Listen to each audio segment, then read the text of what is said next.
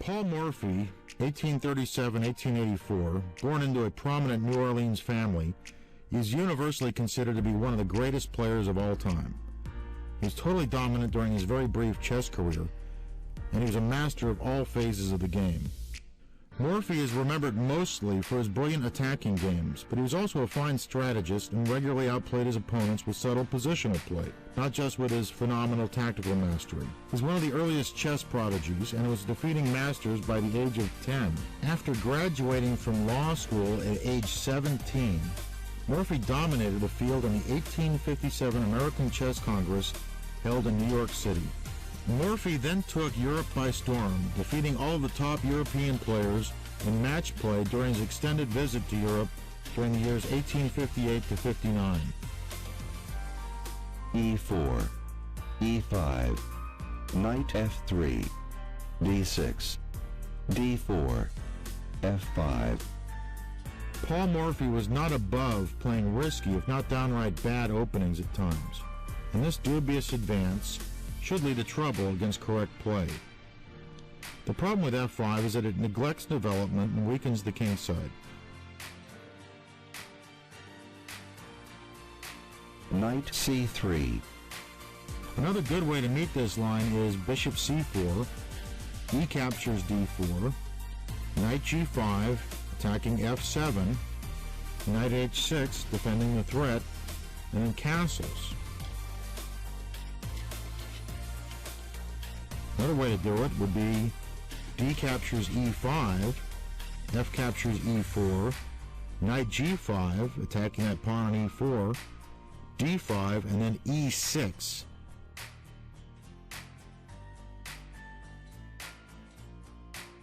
Mr. Bird's continuation is perfectly good too, and should lead to a clear advantage for white. F captures E4. This move is also risky. Morphy should have played E captures D4, but I think white also gets an edge with queen captures D4, knight C6, and then bishop B5, pinning that knight and maintaining the queen's centralized position.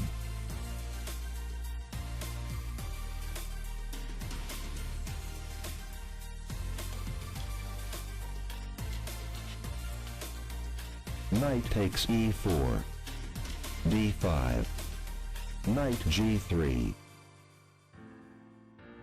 Knight captures E5 looks tempting, but black looks okay after D captures E4, queen H5 check, G6, knight captures G6, H captures G6, and now white has two choices. Let's say he grabs the rook, queen captures H8. Black answers with bishop E6, covering his knight on G8 and developing. He should be okay.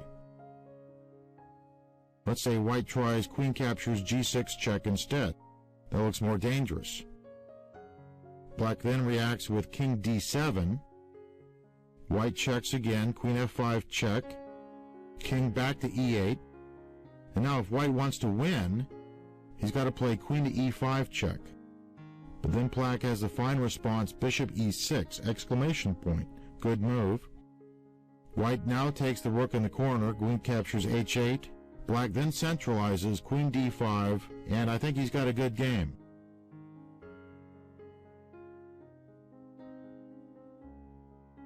E4, knight E5, knight F6, bishop G5. Mr. Bird should start to chip away at black's strong center with 8F3.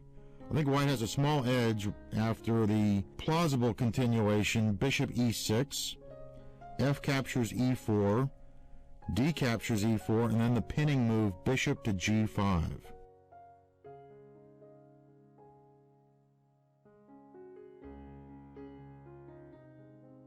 Bishop D6, knight H5. F3, attacking the center, was again the move of choice. Instead, Mr. Bird violates a basic principle by moving an already developed piece twice in the opening. Now black starts to get the upper hand. Castle kingside, queen D2. White must be careful not to open up the a5 e1 diagonal with moves like c4, which will be hammered by bishop b4 check.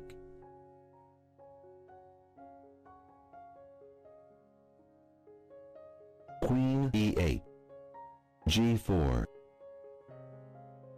Bird had obviously overlooked Morphy's last move and apparently panics. Bishop captures f6 was better, with the main point being g captures f6, knight captures f6 check, rook captures f6, queen g5 check, rook g6, knight captures g6, h captures g6, queen captures d5, and the position looks roughly even. In the 1800s, players were much more free and loose with material. This was not such a problem. The art of technique was not nearly as advanced as it is today.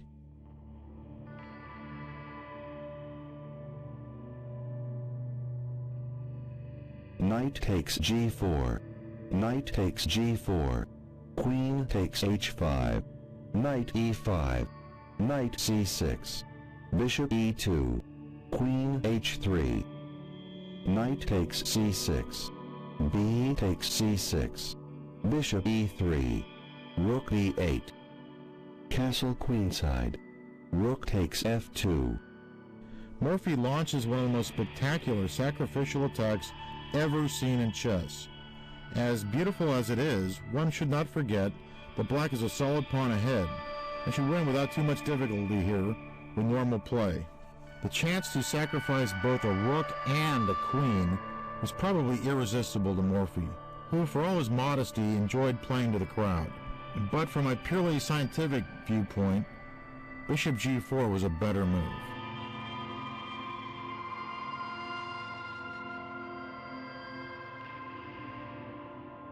Bishop takes f2, queen a3. Wow, a spectacular second punch. But unfortunately for Morphy, it doesn't end the game at once. Of course, the queen cannot be taken. If b captures a3, black delivers mate immediately with bishop captures a3.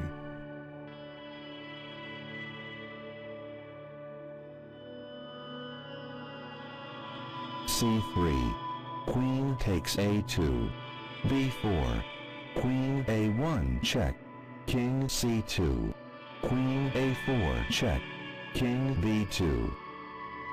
People have debated for years whether Morphy could have won after the correct defense king c1. Probably black should then play bishop f5, when the retreat bishop e1 seems to offer white his best hope. Black can then win some material back with queen a1 check, king c2, e3 check, king b3, e captures d2, rook captures a1, rook e8, but a win is far from certain. Gary Kasparov thinks black is slightly better after the further bishop a6, d captures e1 promoting to queen, rook h captures e1, rook takes e1, rook captures e1, bishop captures h2, bishop b7, bishop e4, bishop captures c6, king f7. Probably slight edge is a good assessment, but I doubt if black can actually win against correct play. Another try for black is bishop f5, bishop e1, e3, queen b2, only move, and then a5, trying to rip open the white king's protection. It looks like white would really have his hands full holding off the attack. Bishop takes b4. This can hardly be called a sacrifice because white is forced to soon give up his queen, while also finding his king harassed mercilessly by the remainder of black's forces.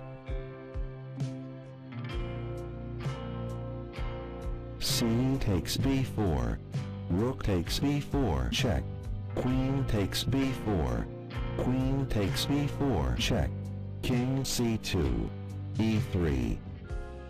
This shot opens up quick access to the b1 h7 diagonal and intensifies black's attack.